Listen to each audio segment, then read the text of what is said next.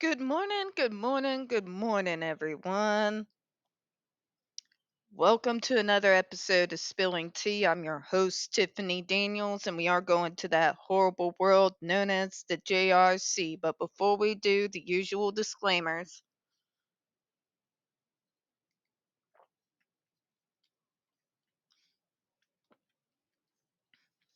All right, so before we get into the disclaimers, just to let you all know, thankfully for once, this actually has to do directly with the JRC. It has come to the autistic community and the larger neurodivergent community's attention that quietly, without our notice, which is bizarre because we tend to literally know everything those folks are up to, but apparently behind the scenes, the JRC has been paying Boston Magazine to print puff articles in regards to what they get up to in that school, particularly doing headlines such as local school gives parents hope. Parents, they give parents hope. They're not saying they give us hope, but they give the parents hope. What they give parents is a pipe dream based on a fantasy that exists nowhere in actuality in the real world, neither in the atypical side of things or the neurotypical side of things. They once again go into, but all the behaviors that were so disturbing our family life has gone away. Nobody wants to point out to the selfishness on the part of these parents who are willing to participate in these types of articles. No one's willing to point out, like me, because I don't care if I've been hated. I've been hated since I came out of my mother's womb, so I just don't care. That point being said, how can you tell that in regards to those parents who do defend this place, that have seen those videos of Andre McCollins and still continue to shill their stupidity, how do we know that they don't actually care what their child is going through? It's because their defenses are always peppered with me, mine, my, I, I, I. There is no we. There is no, chi- this is my child's opinion. This is how my child feels. Because the fact of the matter is, they don't care how we feel. Remember when I told you a long time back that they don't care the price that we, the autistic and neurodivergent, have to pay? They don't care about what is done to our psychological health in order to get what they want to see. They don't care about the high suicide rates. They don't care about younger and younger years succumbing to autistic burnout, some to the point that it becomes basically crippling to them for the entirety of the rest of our lives. They don't care about the health issues that develop because of that autistic burnout, because they got what they wanted. You understand? We never get to factor in on this equation. Our consent, our mental health, what we think or feel, do not matter to parents like that. For those very few that do have somewhat guilty consciences, they will try to justify our way, how we think and how we feel. You know, the whole, but you don't really understand because you're autistic and your brain just doesn't work right. I'm here to tell you, Karen, my brain functions just fine. Have you seen your neurotypical peers lately? Because they are obsessing over complete strangers' love lives and family lives who they've never met in their lives and probably never will. To the point that they feel like they have the right to cast judgment on said celebrities, their love lives, and their family. Okay? You kind of got no leg to stand on there. Just saying. But you see where I'm getting at, right? Now, the question that mainstream media never asks, but I will, because I like asking uncomfortable questions when they are valid. If what the JRC is doing is so revolutionary, so a breakthrough in the field, why are they paying for puff pieces from Boston Magazine? Because the truth is, folks, if this was actually cutting edge treatment that works for, as they say, the most severe, if they actually did have the true peer reviewed data to back it up, do you really think that that would not be plastered on every single major news outlet all over the world? Because it would, folks. It would. Remember, this is a media that likes to make its billions off of our pain and suffering every April. Every April. So, wanted to give you that update and let you know, as we kind of already did know, that the JRC likes to try to manipulate the media. And when they cannot manipulate the media, they will go behind closed doors and pay people to write puff pieces in things like Boston Magazine and the New York Times.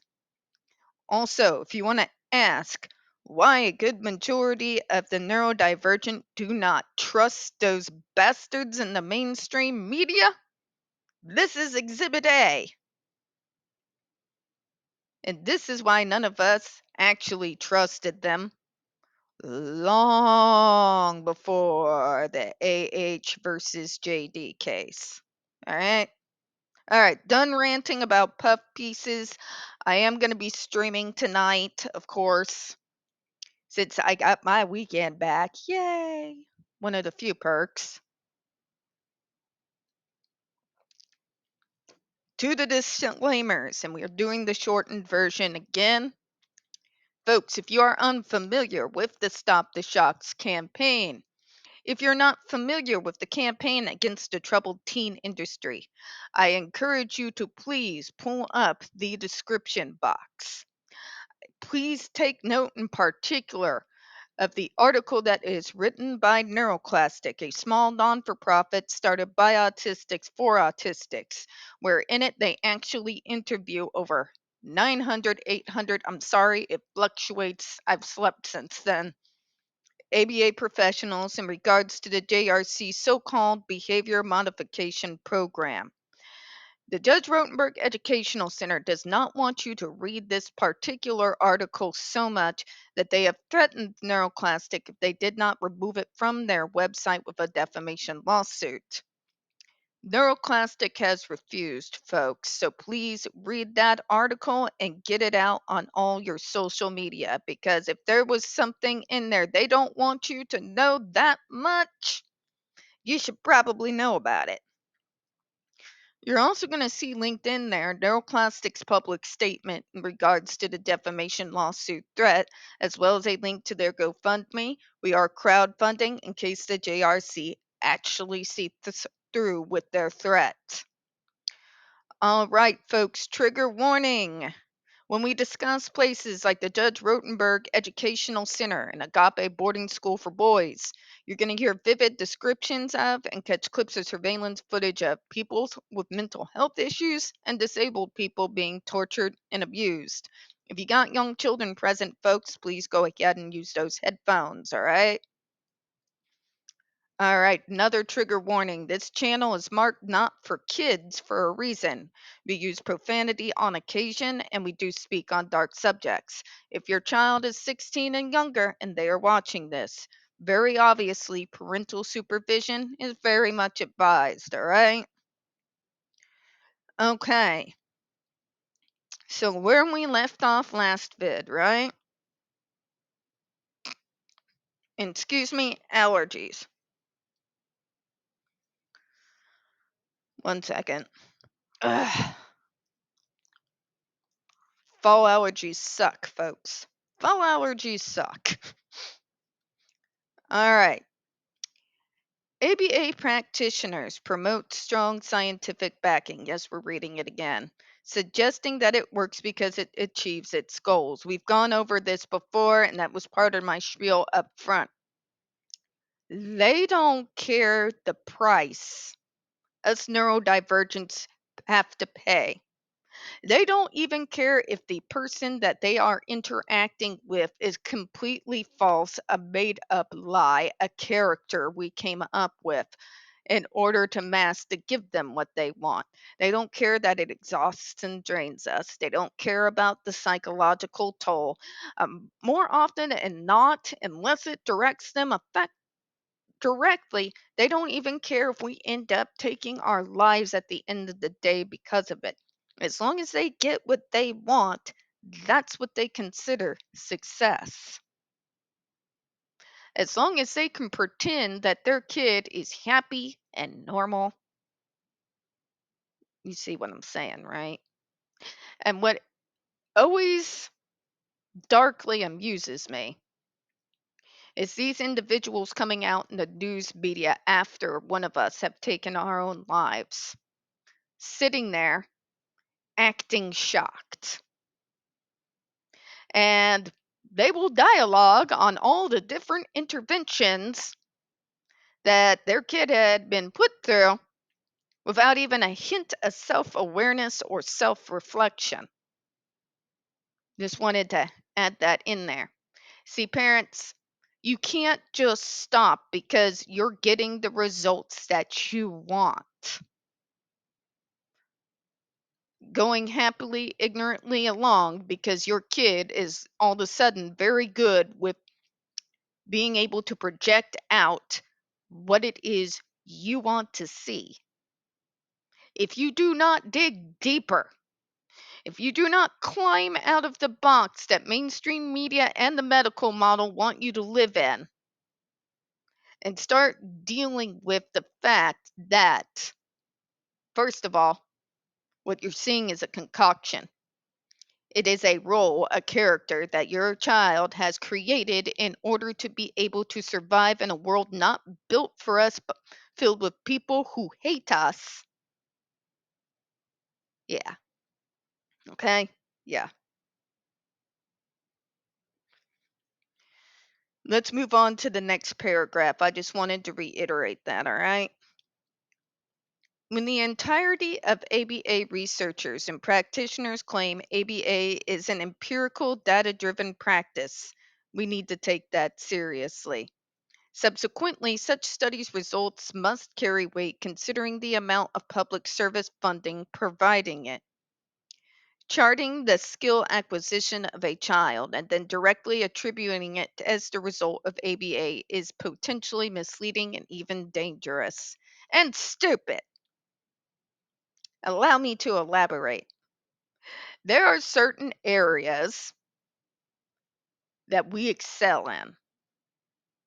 It has nothing to do with ABA. And particularly, we tend to excel in subjects that we have a hyper focus on. I'll use myself for an example. The areas in which I am able to succeed way beyond that even of my neurotypical peers who are also considered experts in the subject is this right here. Being neurodivergent, right? I know all the potential different types of programs, their attributes, whether or not it'd be a good fit for this neurodivergent or that neurodivergent. I have studied relentlessly since I was about 19 years old, and I still study it. Okay? I can speak at length at the different programs that exist out there other than ABA. I can tell you about OT. I can tell you about person centered planning. I can tell you about positive behavioral reinforcement. I can go in depth at these subjects, way beyond that, even those who talk about them that have about 16 letters after their name. Okay? I know the service system inside the medical model like I know the back of my hand. Not only have I navigated it myself, but I have helped thousands of others be able to do the same. Okay? Not only that, but I help the parents be able to do the same and suggest other places for them to go other than ABA. One of the biggest that has been the most popular that most parents still come up to talk to me about is the programs and classes that are being made available for transition age kids at the Centers for Independent Living. I will be a shameless, unpaid shill for the Centers of Independent Living probably until I die, by the way. Where am I getting at in all this psychobabble? All right. Where I am getting at is these are the areas that I excel in because I have a hyper focus in them. This also includes ancient to Renaissance era history, as well as myth, mythology, and religion, that I needed no assistance in the form of ABA in order to be able to be so good at these things. Nor did I need any assistance from the ABA to be so surprisingly good at the ability to be able to network and politic and get things done. By the way, to this day, I have no idea where in the name of God that came from. I literally found out that I had these skills and abilities completely and utterly by accident. All right.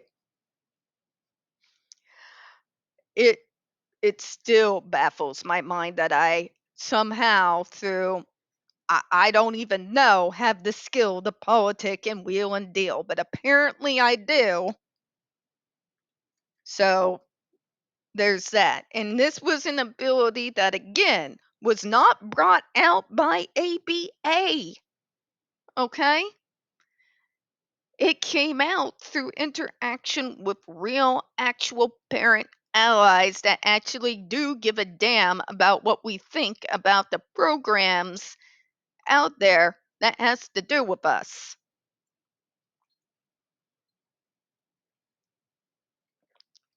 Through them, through their encouragement, and through their funding, these folks put their money where their mouths are.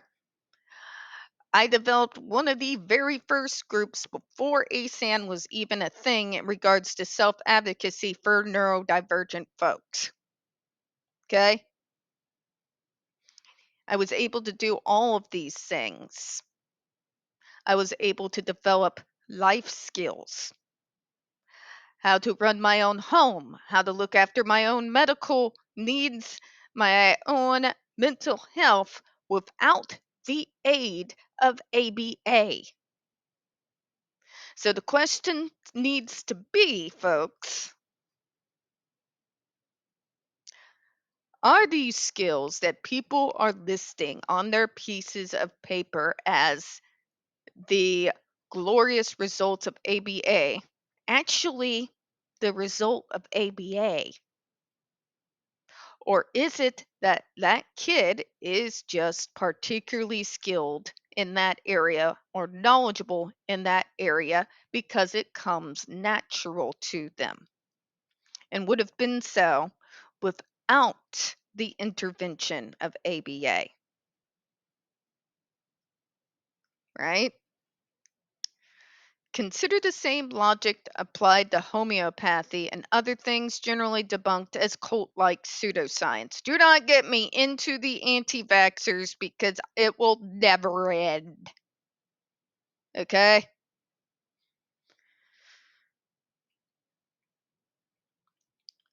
What a lot of these folks in the medical model do is if we show that we excel in a particular area, most especially if it is in an area where people with our diagnosis traditionally do not excel, such as, well, to put it bluntly, politics, lobbying, advocacy, the ability to network. If we show these abilities and we are within the womb of the ABA, they are going to write that down as a success of the ABA. Okay? Whether it actually is or not. So there's so-called empirical data showing all of this success. You see where I'm going here, right? Faulty data, right? With my rambling, that is the point. In fact, I'll go ahead and close out on it. All these little things that they have and show that it is a positive result of the ABA can be arguably brought up as things that the child could very well have excelled in without the intervention of ABA. Because we exist, folks. You have nonverbals who excel in the ability of writing, write incredible things. Poetry, the stories. Oh my God. Incredibly talented folks. All right. You have someone like me who, out of nowhere, through means that I don't even understand to this day, do have the talent of being able to network and politic to the point that it's beyond even my comprehension. And to this day, I still can't wrap my brain around it. To say that that is the success of ABA does not leave it's erroneous. Because if you ask these folks point blank, do you believe that this talent or this skill could have developed outside of ABA? Not a single one of them can answer you truthfully because they don't know. They just write it down because it's an improvement, but they cannot directly say that they have seen with their own eyes that what they are doing through ABA contributed to that area in which we excel in. If you read the DSM 5 and the DSM 4 for that matter, one of the things about our diagnosis that becomes abundantly clear, especially if you've been around a group of us, is every single one of us has that one area that we hyper focus on to the point that it shuts out everything else. Matter of fact, it is said that this is one of the problematic things about my diagnosis. Okay? And in that area that we hyper focus in, we hyper focus to the point that we can speak on it at length, to the point that even those who are considered neurotypical experts in the same field, see where I'm going with? Yeah. So becomes obvious here, right? If your data is built off of that, and it can be proven to a decent extent that in fact ABA was not a contributing factor whatsoever in the fact that we were able to have a talent in a skill set or in a subject. And that in fact, our own diagnosis can actually be an aid to us in regards to the areas and subjects and skills that we excel. You can't label that as an ABA success, can you? We're going to close out on that, folks. We don't get very many views on this channel. The few that we do get do tend to get removed from time to time. So please don't forget to hit that like button, hit subscribe, and don't forget to hit the comments. I do appreciate your time this morning. As always, folks, we here at Spilling Tea hope you have a good one. I'll see you in a moment.